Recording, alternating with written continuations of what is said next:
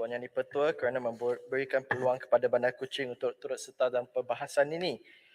Tuan Yang di-Pertua, pertama sekali saya nak memuji ketegasan Yang di-Pertua dalam untuk memastikan kita fokus kepada substantive matter. Tetapi saya juga berharap bahawa Tuan Yang di-Pertua akan memberi sedikit ruang kerana ini dalam peringkat dasar. Jadi dalam peringkat dasar, kalau dalam membuat polisi, kita boleh bincang macro policy atau filosofi di belakang kenapa kita nak buat sesuatu pindaan. Mungkin dalam jawatan kuasa kita kena lebih spesifik. Tapi dengan itu saya memuji ketegasan Yang di-Pertua, terutamanya untuk memastikan kita ahli parlimen tidak terkeluar jauh atau memainkan sentimen atau main politik dalam perbahasan polisi. Jadi saya nak masuk terus kepada pindaan dalam seksyen 11, terutamanya dalam isu-isu pegawai intervensi krisis.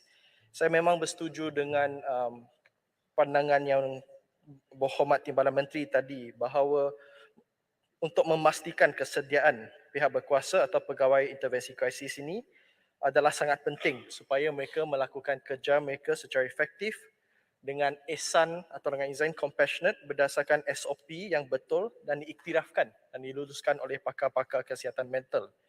Model dan SOP dalam menguruskan tingkah laku bunuh diri dan bunuh diri, suicide behavior dalam pelbagai situasi haruslah diperkasakan dan disediakan untuk tatapan mereka yang terlibat.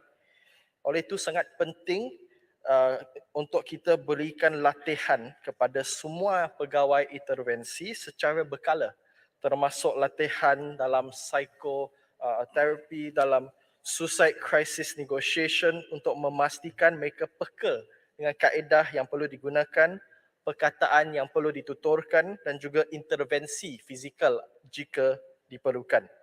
Ini termasuk kaedah intervensi untuk penduduk khusus, misalnya wanita, kanak-kanak dan orang kurang upaya. Maka latihan berkala ini sangat penting untuk memastikan pengendalian kes seperti ini dibuat secara betul dan tiada akibat yang tidak diingini. Malah saya juga ingin mengesyorkan agar keluarga atau komuniti terdekat kepada individu yang berisiko tinggi ataupun vulnerable individuals diberikan latihan sedemikian untuk memastikan mereka akan dapat sokongan dan pengetahuan yang diperlukan jika mereka perlu turut serta dalam sesuatu intervensi. Tuan Yang di-Pertua, saya juga ingin membawa perhatian kepada situasi selepas satu intervensi atau satu penangkapan atau apprehension. Dan pentingnya jika kita utamakan satu mekanisme pengawasan ataupun safeguard untuk memastikan tiada akibat yang tidak diingini berlaku. Kekurangan mekanisme pengawasan atau pelaporan yang ditetapkan selepas penangkapan atau apprehension tersebut terhadap seorang yang bercelaru mental atau mentally disordered person oleh pegawai intervensi krisis akan membuka ruang untuk penggunaan kekerasan yang berlebihan. Sesuatu yang kita tidak boleh nafikan telah berlaku dalam negara kita. Maka Tuan Yang di-Pertua, izinkan saya cadangkan beberapa perkara. Nombor satu, kita perlu ada satu mekanisme pelaporan atau pengawasan yang dimulakan sejak penangkapan. Dengan laporan insiden tersebut diserahkan kepada magistrate dalam masa terdekat, mungkin dalam 2 minggu, dan disahkan oleh pegawai perubatan yang menerima kes tersebut. Laporan itu mesti mengandungi justifikasi penangkapan tersebut. Jika ada kekerasan digunakan untuk menahan dan menangkap seorang yang terlibat dalam kelakuan membunuh diri dengan maklumat untuk mengurangkan bahaya, maka penggunaan kekerasan tersebut mesti didokumentkan oleh CIO dan ditangani oleh magistrate dan pegawai perubatan yang merawat mereka yang terlibat tersebut di kemudahan penjagaan kesihatan. Jika ada kecederaan yang dialami semasa penahanan, mesti diambil kira, dan penggunaan kekerasan ini, saya faham kadang-kadang ia memang diperlukan dalam kes ini, tetapi ia haruslah dijadikan pilihan yang terakhir. Jadi data daripada laporan insiden ini mesti digunakan untuk membentuk, memaklumkan dan menambah baik dasar dengan tujuan meminimumkan penggunaan kekerasan dan mengutamakan autonomi dan agensi tersebut. Mangsa juga mesti diberikan semua peluang untuk secara kendirinya menyerahkan diri mereka kepada rawatan perubatan atas kerelaan mereka sendiri. Kita sebenarnya sudah ada garis panduan etika sedemikian dalam One Stop Crisis Center Policy and Guidelines for Hospital Document.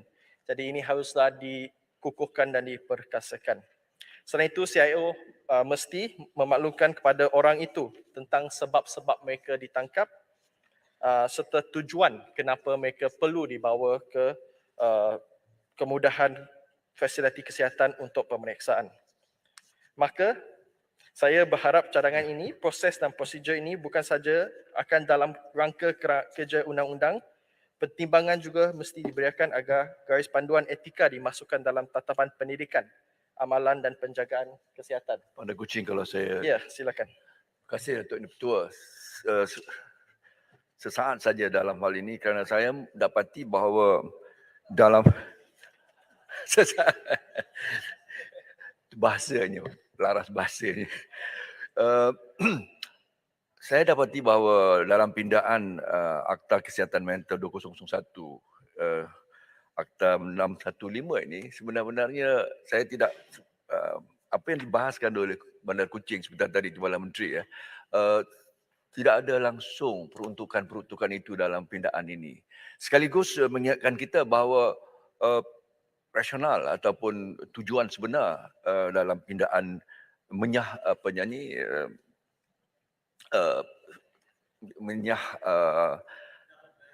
jenayahkan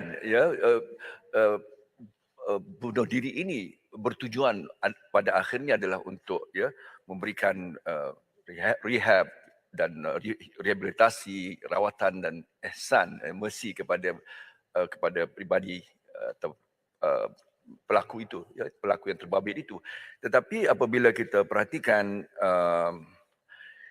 pegawai intervensi krisis ini tidak ada pembutiran-butiran yang baru sebentar tadi disebutkan oleh Bandar Kuching yang saya kira wajar pindaan ataupun kemasukan peruntukan-peruntukan itu supaya benar-benar apa yang diistilahkan sebagai dalam istilah tadi adalah apprehend atau arrest itu tidak menjadi akhirnya berlaku inadvertently ataupun tidak disengajakan kerana peruntukan-peruntukan itu ataupun prosedur dan kaedah-kaedah itu dari sudut ketersediaan pihak-pihak penguatkuasa itu tidak dipastikan mereka terlatih dan memandang saya tidak maksud untuk memperkecilkan mana-mana pihak yang sama ada pegawai polis, pegawai penguatkuasaan maritim dan bomba ataupun bomba bantuan, kesemua mereka itu perlu mendapat professional training dari sudut melaksanakan penguatkuasaan itu. Itu yang saya kira tidak ada dalam pindaan ini dan Bandar Kuching membutirkan perkara itu dengan lebih baik, dengan sangat baik. Terima kasih Bandar Kuching. Terima kasih.